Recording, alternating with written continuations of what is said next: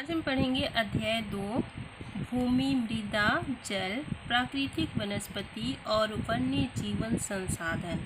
इस स्थान पे देखिए दो लोगों के बारे में, दो परिवार के बारे में बतलाया गया कि दो परिवार जो है वो एक दूसरे से किस तरह से भिन्न है। ठीक है, यहाँ देखिए रजनी झारखंड के एक छोटे गांव में अपने माता पिता एवं भाइयों के साथ रहती है। ठीक है, और अपना जो व्यवसाय है वो जंगल से दातून, पत्ते, लकड़ियाँ तथा जंगली फल तोड़कर उसे बाजारों में बेचती है और अपना भरण पोषण करती है। अपनी माँ के साथ वो कार्यों में हाथ बटाती है और वो जो कृषि कार्य करती है उससे उन लोगों को भरपूरी नहीं हो पाता है। कृषि कार्य जो करती है वो सिर्फ मोटा अनाज जैसे मक्का, रागी, इन्हीं का ही वो उत्पादन कर पाती है। ठीक है, और यहाँ पर ये देखिए हरमरीत कौर पंजाब के एक गांव में रहती है। गांव की ज़मीन समतल, मतलब इनके पास सभी सुख सुविधा है। और ठीक है, और उनके पिता के पास 10 एकड़ का एक फॉर्म है। साथ में उनके पास कृषि कार्य करने के लिए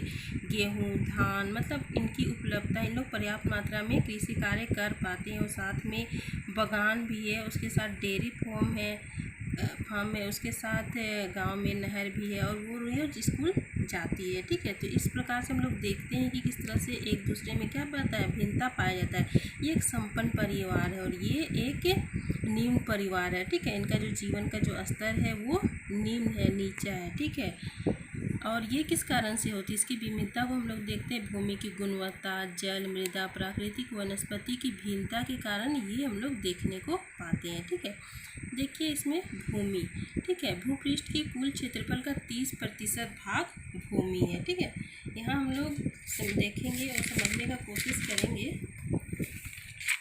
ये देखिए 30% भाग ना, विश्व का जो कुल भूभाग है, ठीक है, 30% भाग भूमि है और 30% भाग में ही विश्व का 90% जनसंख्या क्या करता है, निवास करता है और अपने कार्यों को करता है। और 70% भाग भूमि यूँ ही क्या है, ऐसे ही, मतलब कि उसमें कार्य नहीं होते हैं। ठीक है, 10% लोग इन स्थान में 70% में क्या करते हैं, निवास करते हैं। क्योंकि हम लोग जानते हैं ना कि 29% जो भाग है, लगभग 30% जो भाग है वो स्थलीय भाग है और 70% जो भाग है वो जलीय भाग है पूरा वर्ल्ड में। ठीक है, आगे देखिए यहाँ पर ही हम लोग भूमि के ऊपर ही हर एक प्रकार के कार्यों के लिए क्या करते हैं, निर्भर रहते हैं। ठीक है, इसमें ऐसा भूमि को भी हम लोग देखते हैं जिसके कारण वहाँ लोग बहुत कम मात्रा में क्या करते हैं, जीवन यापन करते हैं। जैसे पहाड़ी, दलदल, ऊबड़ खाबड़, स्थलाकृति, मरुस्थलीय एवं सघन वन वाले क्षेत्रों में बहुत कम जनसंख्या पाया जाता है। लेकिन हम वैसे भूमि को ही देखते हैं जिस स्थान पे लोग ज़्यादा रहना पसंद करते हैं, जैसे उपजाऊ भूमि। ठीक है, जिस स्थान पे कृषि कार्य लोग आसानी से कर सकते हैं, वहाँ सारी सुख सुविधा पाई जाती है, उस स्थान पे ज़्यादा जनसंख्या पाया जाता है। जैसे हम लोग जानते हैं ना, भारत के गंगा मैदान, ठीक है, उस स्थान पे लोग ज़्यादा निवास करते हैं। ठीक है, आगे देखिए भूमि उपयोग। भूमि का उपयोग मनुष्य अपनी आवश्यकताओं की पूर्ति हेतु करता है और भूमि का जो उपयोग है विभिन्न कार्यों के लिए किया जाता है, जैसे कृषि, वानिकी, गृह निर्माण, सड़क खनन, उद्योगों के लिए भूमि पर ही लोग क्या करते हैं, निर्भर रहते हैं। ठीक है, और आगे देखिए किसी भी क्षेत्र का भूमि उपयोग दो कारकों के ऊपर निर्भर करता है, एक है भौगोलिक कारक और एक है मानवीय कारक। भौगोलिक कारक जैसे किस तरह से भौगोलिक कारक प्रभावित करता है, धरातल हो गया, मृदा हो गया, जलवायु हो गया, तापमान हो गया, जल हो गया, ये क्या करता है, भूमि को प्रभावित करता है। ठीक है, जिस स्थान का धरातलीय स्थिति अच्छा रहेगा उस स्थान पे लोग क्या करेंगे, अधिक जीवन यापन करेंगे। जहाँ का मृदा अच्छा रहेगा, जहाँ की जलवायु अच्छा रहेगा, उस स्थान पे ही लोग अधिकतर निवास करना पसंद करते हैं। ठीक है, और मानवीय कारक, ठीक है, जनसंख्या एवं प्रौद्योगिकी। जिस स्थान पे लोग ज़्यादा जनसंख्या निवास करते हैं तो वो निरंतर प्रौद्योगिकी का विकास होता है, मतलब कि ज़्यादा से ज़्यादा उन लोग अपने तकनीकी का विकास करके नई चीज़ों का खोज करते हैं, चीज़ों का आविष्कार करते हैं, नए चीज़ों को बनाते हैं, जिससे उनकी जो आर्थिक स्थिति है वो क्या होता है, निरंतर आगे बढ़ता है। ठीक है, यहाँ पर देखिए किस तरह से भूमि का उपयोग अलग अलग प्रतिशत, मतलब 100 में कितना प्रतिशत किसका और किसमें खर्च हो रहा, उपयोग में लाया जाता है। जैसे विश्व में देखिए, कृषि योग्य भूमि 11%, चारागाह के लिए 26%, वन 31%, अन्य 32%। तो ये हम लोग भारत में देखिए कृषि योग्य भूमि, मतलब अधिकतर हमारा जो भारत देश के लोग हैं वो कृषि पर ही निर्भर करते हैं। ठीक है, देखिए 57% लोगों के लिए कृषि योग्य भूमि प्राप्त होता है। चारागाह 4%, वन 22%, अन्य 17%। ठीक है, वही देखिए हम लोग झारखंड में भूमि योग्य, झारखंड में कितना प्रतिशत में किस कार्य के लिए उपयोग में लाया जाता है। कृषि योग्य भूमि 23%, वन 29%, चारागाह के लिए 1%, प्रति भूमि 26%, अन्य में 21%। ठीक है, ऐसे अलग अलग आंकड़ा हम लोग देखते हैं। इसको हम लोग डंडा लेख के द्वारा भी इस तरह से हम लोग क्या कर सकते हैं, बना के समझ सकते हैं, मतलब अलग अलग प्रतिशत जान सकते हैं। ठीक है, आगे देखिए यहाँ पर ही स्वामित्व के आधार पर भूमि को दो भागों में बांटा गया है। ठीक है, मतलब मालिक के आधार पर ना, किसके अधीन में भूमि, उसके आधार पर इसके दो भागों में बांटा गया। एक है निजी भूमि और एक है सामुदायिक भूमि। निजी भूमि किसे कहते हैं? निजी भूमि व्यक्तियों के अधिकार में होता है, वो चीज़ों का मतलब जो भी संसाधन है उसका वो स्वयं मालिक होता है। ठीक है, वो निजी मतलब कि स्वयं उसका हकदार होता है। ठीक है, उसे हम निजी भूमि के अंतर्गत रखते हैं। जबकि सामुदायिक भूमि में पूरे समाज का अधिकार होता है, पूरे समुदाय का होता है, संस्था का अधिकार होता है। ठीक है, जैसे कि खेल का मैदान हो गया, पार्क हो गया, ये सब क्या होता है, निजी भूमि के अंतर्गत आता है, मतलब सामुदायिक भूमि के अंतर्गत आता है। ठीक है, आगे देखिए जनसंख्या तथा उसकी मांग हमेशा बढ़ती रहती है। हम लोग देख रहे हैं ना कि निरंतर जनसंख्या क्या करती जा रही है, बढ़ते जा रही है, लेकिन जनसंख्या जिस रफ्तार से बढ़ रही है उस रफ्तार से भूमि नहीं बढ़ रहा है। ठीक है, हम लोग देख रहे हैं बंजर भूमि तथा गैर प्रयोजन भूमि। तो बंजर भूमि किसे कहते हैं? बंजर भूमि वैसे भूमि को कहते हैं जिसमें लोग कृषि कार्य नहीं कर सकते हैं। ठीक है, जैसे पहाड़ों की चट्टानें, सूखी हुई भूमि तथा मरुस्थलीय भूभाग, ये बंजर भूमि के अंतर्गत आता है। और गैर कृषि कार्य योग्य भूमि, जैसे कि जिस भूमि पर हम लोग कृषि कार्य नहीं कर सकते हैं। ठीक है, जैसे देखिए यहाँ पर ही बस्तियों के निर्माण करने हेतु, रेल मार्ग, सड़क मार्ग, उद्योग धंधे को बढ़ावा देने हेतु, व्यापारिक कार्य, इन कार्यों के लिए हम लोग गैर कृषि प्रयोजन हेतु इसके लिए हम लोग क्या करते हैं, उपयोग में लाते हैं। ठीक है, आगे देखिए इसके साथ साथ हम भूमि के उपयोग हेतु अनधिकृत रूप से हस्तक्षेप भी करते आ रहे हैं। मतलब कि निरंतर हम लोग भूमि को अपने उपयोग हेतु क्या कर रहे हैं, प्रयोग में ला रहे हैं, जिसके कारण निरंतर हम लोग देख रहे हैं कि निरंतर भूमि का जो उपजाऊ क्षमता है, उसका जो लेवल है वो निरंतर डाउन होते जा रहा है, गिरते जा रहा है। ठीक है, देखिए आज वन भूमि तथा कृषि योग्य भूमि का बड़े पैमाने पर विनाश हो रहा है। ठीक है, इस कारण आज बहुमूल्य प्राकृतिक संसाधनों के समाप्त होने का खतरा पैदा हो गया। किस कारण से? आज निरंतर इसका ह्रास होते जा रहा है, क्योंकि मनुष्य अपनी आवश्यकताओं की पूर्ति हेतु निरंतर पेड़ पौधों का क्या कर रहा है, दोहन करते जा रहा है। ठीक है, आगे देखिए भूमि संसाधन के संरक्षण के तरीका, क्या क्या संसाधन के संरक्षण के तरीका है। ठीक है, वनोरोपण, मतलब हम लोग को ज़्यादा से ज़्यादा वनों को क्या करना चाहिए, लगाना चाहिए, ताकि भूमि का जो उपजाऊ क्षमता है वो हमेशा बना रहे। ठीक है, रासायनिक कीटनाशकों और उर्वरकों का कम प्रयोग, हम लोग को इसका जो रासायनिक कीटनाशक हो गया, उर्वरकों का कम प्रयोग करना चाहिए। ठीक है, और ज़्यादा से ज़्यादा हम लोग को नेचुरली जो प्राकृतिक खाद होता है उन्हीं का क्या करना चाहिए, ज़्यादा से ज़्यादा प्रयोग करना चाहिए। ठीक है, आगे देखो अतिचारण पर रोक, हम लोग को पशुओं को कम चराना चाहिए, जितनी आवश्यकता है उतने ही चराना चाहिए ताकि उनसे भी बचा जा सके। खनन के बाद जो खाली स्थान रहते हैं उनको भरना चाहिए, ना कि हम लोग को उसको खाली छोड़ना चाहिए। खाली छोड़ने से भी क्या होता है, भूमि क्षरण होते हैं। ठीक है, आगे देखिए मृदा किसे कहते हैं?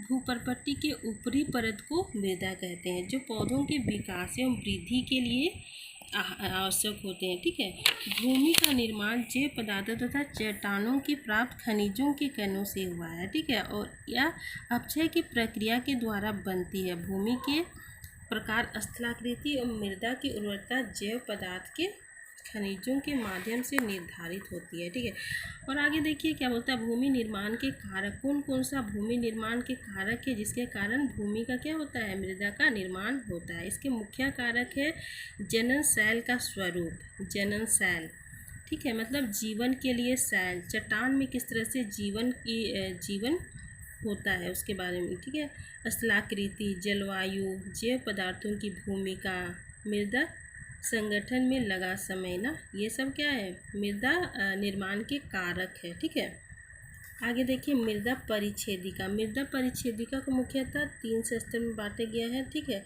जिसका रंग तथा संगठन अलग अलग होते हैं। मृदा के इन स्तरों को अनुप्रस्थ काट को ही मृदा परिच्छेदिका कहते हैं। ठीक है, इसमें हम लोग इससे समझने का कोशिश करेंगे एक बार, मृदा परिच्छेदिका किसे कहते हैं।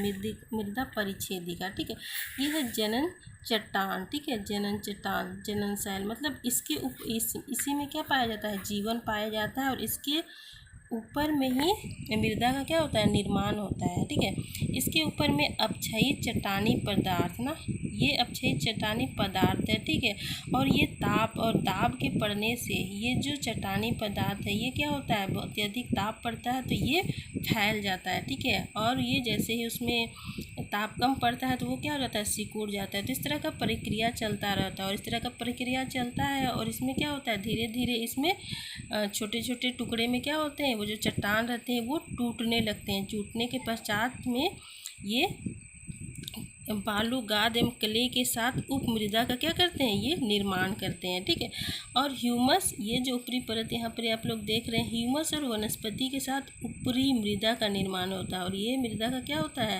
ह्यूमस के साथ उपजाऊ पदार्थों के साथ वनस्पति जीव जंतुओं के साथ ही क्या होता है, इसका निर्माण होता है, और पेड़ पौधे क्या करते हैं, इसमें उग आते हैं। ठीक है, मृदा परिच्छेदिका तो आप लोग समझ गए होंगे। आगे देखिए मृदा का वर्गीकरण। भारत में मुख्यतः मृदा को 6 भागों में बांटा गया है। ठीक है, सबसे पहले देखिए पहला में देखिए जड़ोल मृदा। ये जो जड़ोल मृदा है ये भारत का सबसे ज़्यादा उपजाऊ मृदा है। ठीक है, और ये उत्तरी